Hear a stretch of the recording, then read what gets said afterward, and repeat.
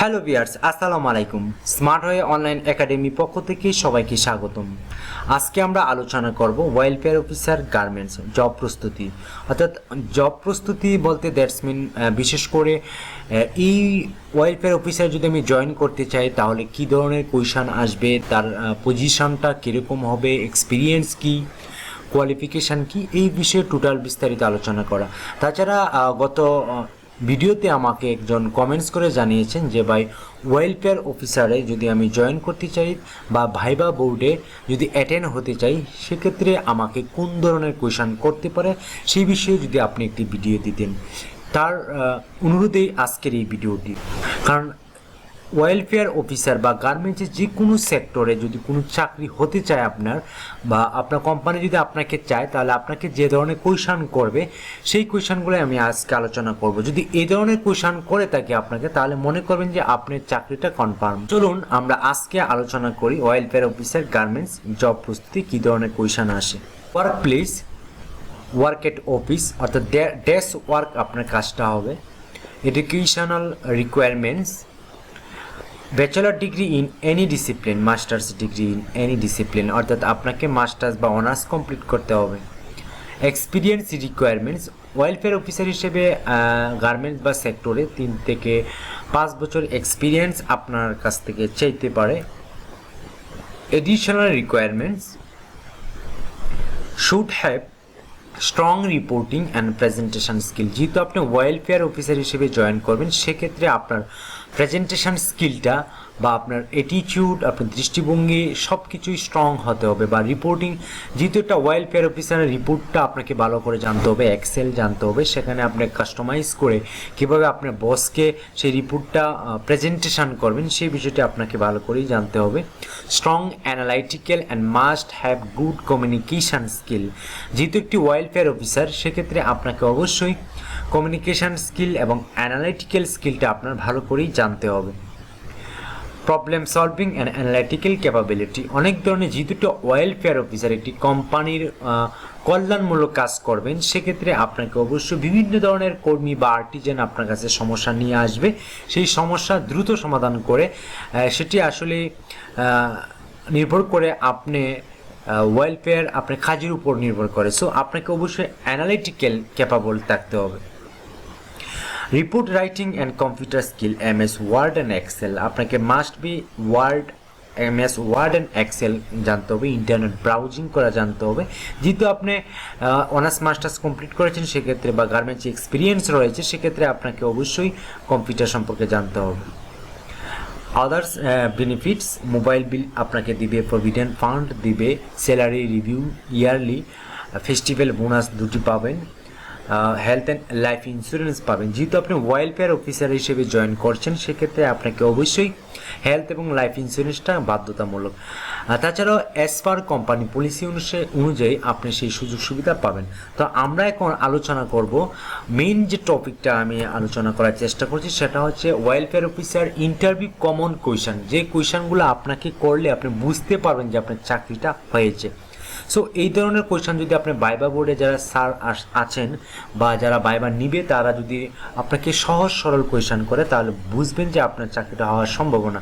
So first of all যেটা আপনার করতে হবে সেটা হচ্ছে আপনি কনফিডেন্স লেভেলটা, আপনার দৃষ্টিভঙ্গি, আপনার বসার স্টাইল, আপনার অ্যাটিটিউড, আপনার হাস্যোজ্জ্বল মুখ আপনাকে বজায় রাখতে হবে। সো এটা ভেরি ভেরি ইম্পর্টেন্ট যে আপনি কনফিডেন্স লেভেলটা যত আপনি গ্রো করবেন ইন্টারভিউ ফেস করতে সেক্ষেত্রে আপনার চাকরিটা হওয়ার সম্ভাবনা বেশি। এবং আপনার কনফিডেন্স দেখেই কিন্তু যারা আপনাকে ইন্টারভিউ নিবে তারা কিন্তু সহজ সরল কোয়েশন করবে। সো আপনার কনফিডেন্স লেভেলটা, চোখের দৃষ্টি, আপনার বসার ভঙ্গি, আপনার যে ভিতরে একটি উৎফুল্ল কাজ করবে, অর্থাৎ শক্তি কাজ করবে, সো আত্মবিশ্বাস কাজ করবে যে আমার চাকরিটা হবে, এরকম একটি যদি কনফিডেন্স লেভেল আপনার মুখে চোখে যদি থাকে সেক্ষেত্রে আপনাকে ইজি কোয়েশন করবে, যে কোয়েশন করলে আপনি বুঝতে পারবেন যে আপনার চাকরিটা কনফার্ম।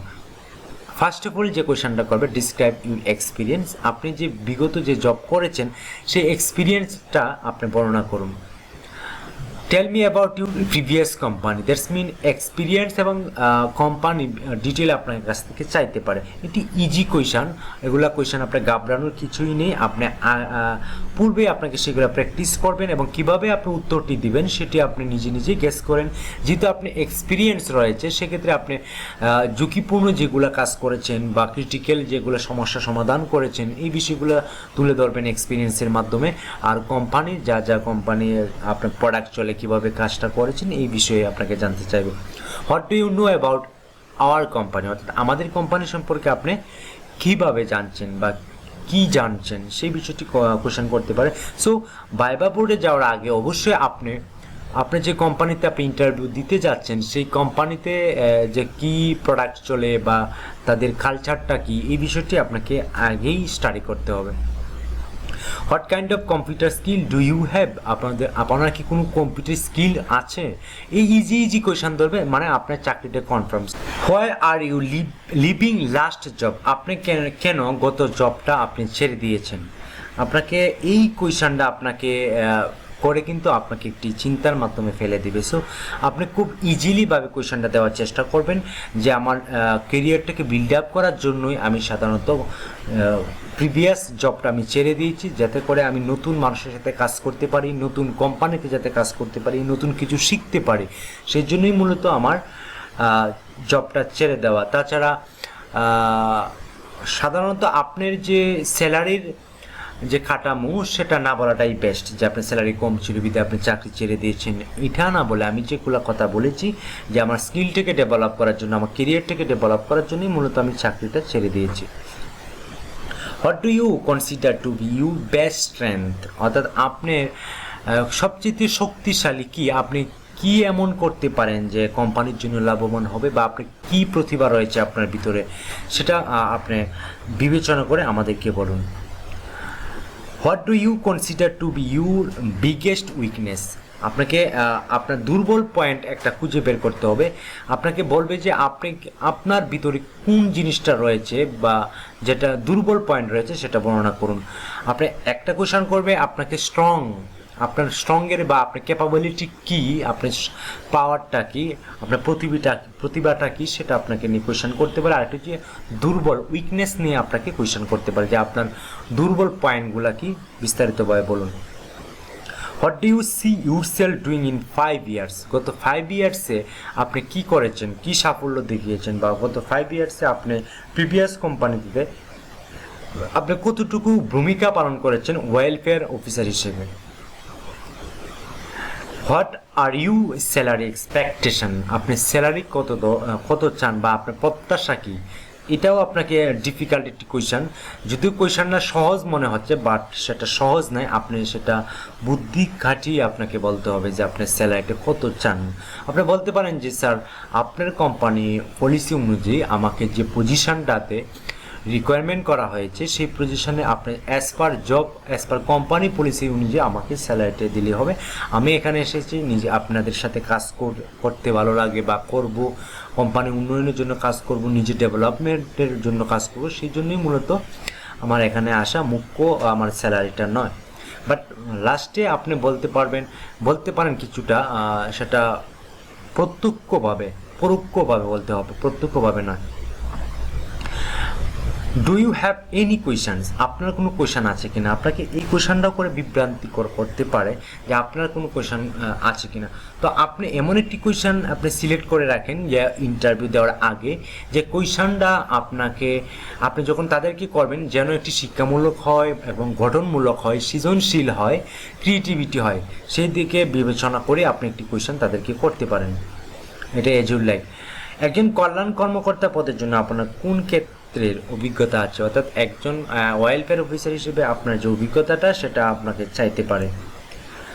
চাপের মধ্যে কাজ করার ক্ষমতা সম্পর্কে বলুন, অর্থাৎ আপনি কাজের চাপের মাধ্যমে আপনি কী ধরনের কাজ করেছেন, কিভাবে সেটা অর্গানাইজ করেছেন সেই বিষয়টা নিয়ে আপনাকে একটা কোশ্চেন করতে পারে, গত বছরে একজন কল্যাণ কর্মকর্তা পদের জন্য আপনার জ্ঞানের উন্নতির জন্য আপনি কি করেছেন, অর্থাৎ আপনি নিজেকে ইমপ্রুভ করার জন্য ওয়েলফেয়ার অফিসার হিসেবে লাস্ট জবটা আপনি করেছেন, সেখানে আপনি নিজেকে উন্নয়ন করার জন্য কি কি পদক্ষেপ নিয়েছেন।